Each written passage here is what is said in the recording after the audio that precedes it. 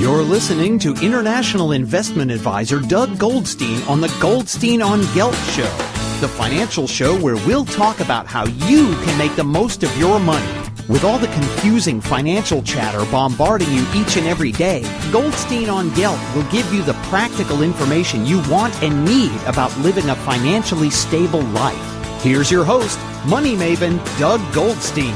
Okay, we are back. I'm very happy to have back on the Goldstein On Gelt Show best-selling author Andy Andrews. He was previously on the show talking about his unbelievable book, The 7 Decisions. Now, Andy, in that conversation we had, which, by the way, if anyone missed it, you can listen to that interview by going to YouTube and simply looking up Goldstein On Gelt and Andy Andrews.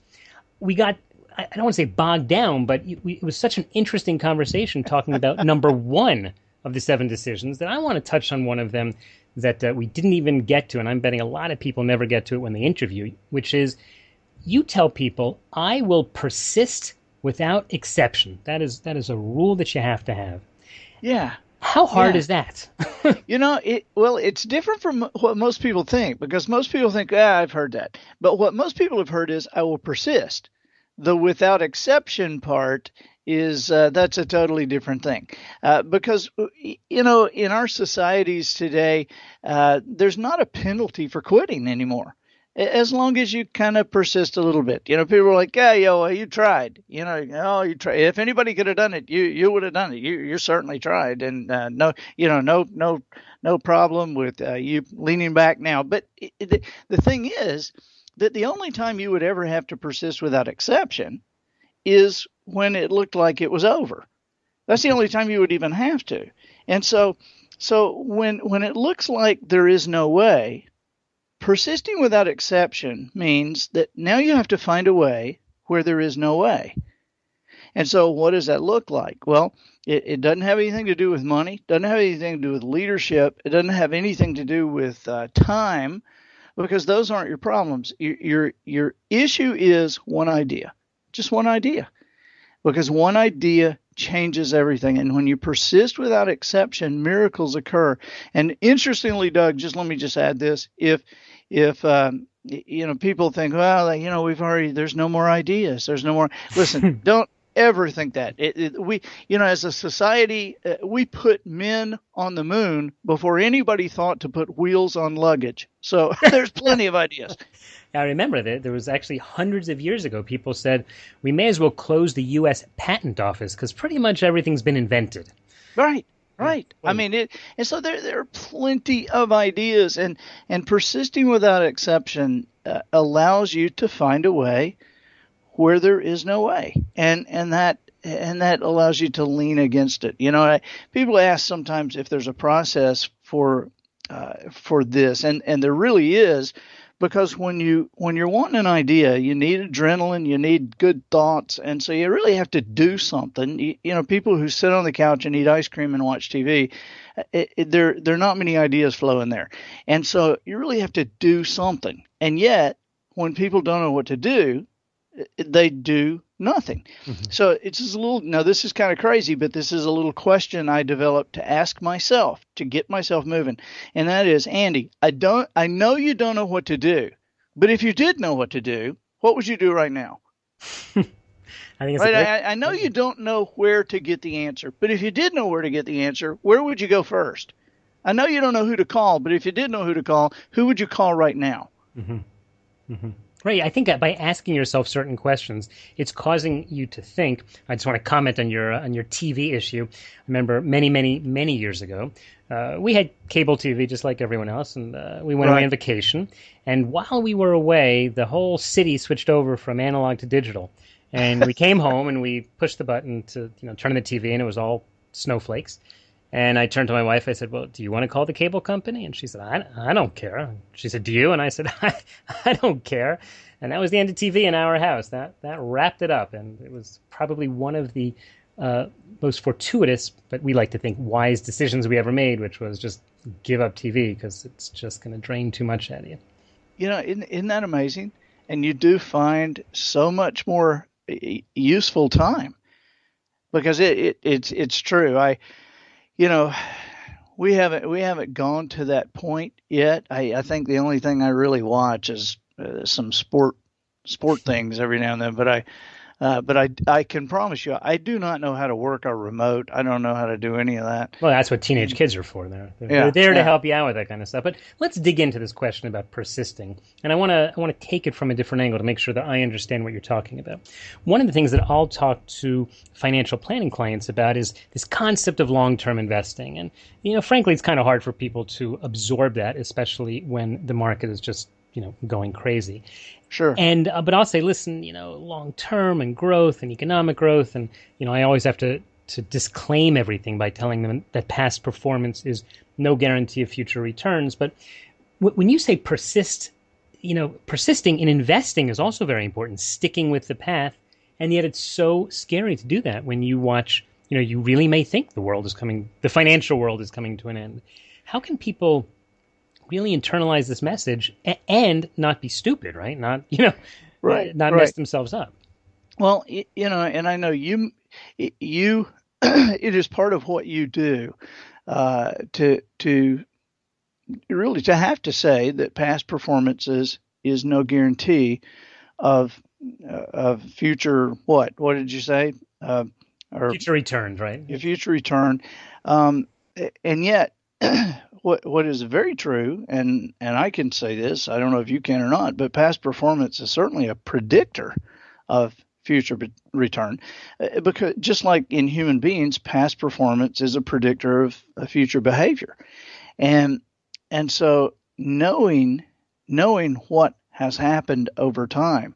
There's that old cliche that those who do not understand history are doomed to repeat it, and so.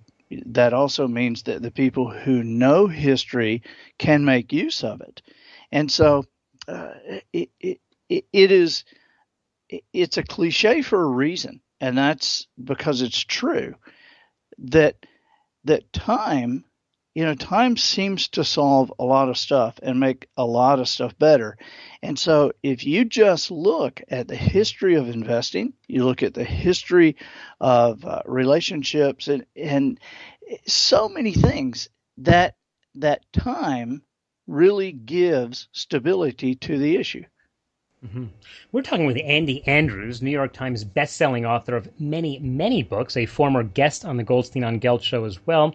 Andy has agreed that at the end of today's interview, just a few more minutes, he's going to tell us how you can get for free 4 videos he made about parenting. He teaches a lot, many, many life lessons, and certainly what a lot of people could learn about how to improve their parenting skills or just get another angle on it. And Andy, I want to also touch on something you said a minute ago regarding understanding history, because I know that the way you turned your life around was through reading and really understanding from biographies and autobiographies to all sorts of books. And then you became a writer yourself. In fact, that's one of the other books which we haven't spoken about is a book you write called The Butterfly Effect. How did you take what you had learned from all this reading and really make it part of who you were in order to become a writer yourself and an inspirational speaker and to help people set goals? What I really wanted to do is I really wanted to answer a very basic question. With all the reading that I did back then, and I was homeless for a period of time. There wasn't any, and this was when I was like 22, 23, 24. It wasn't any pathology involved, no addictions or alcoholism or mental illness. It was just I didn't have any money, and my parents had died, and I didn't have any relatives, and so it was a crazy time. But the question that I had to ask, and they wanted answered, was is there something you can do, or are people just born a certain way, or are there things that you can do that will affect your life? And are there choices that you can make? Is there a way that you can, because I want to find out, are people just born this way, or is it something you can do? Because if there is something you do, what is it? And how long does it take to do it? Was my thought at the time. And so I did. I read over 200 biographies at this time, and I began to connect dots. I began to see that the things that you do now matter later, and that the things that you do now matter to other people later. And I began to see such an astounding connection between what we do and who we are and who we become. And then I really delved into this idea. It was 1963 that Edward Lorenz wrote a doctoral thesis, and he presented it to the New York Academy of Sciences, and it was laughed out of the place, Doug. It was crazy because it was called the butterfly effect. And what his theory was that a butterfly could flap its wings on one side of the world and set molecules of air in motion that moved other molecules of air, then moved other molecules, and somewhere along the line could affect weather patterns on the other side of the world. And it seemed crazy. But in the mid-90s, physics professors at universities across the world proved this was born of chaos theory. They proved the butterfly effect was accurate and viable, and it worked every time. Mm-hmm. And not just with individual butterflies. It worked with any form of moving matter, including people. And so they gave it the status of a law.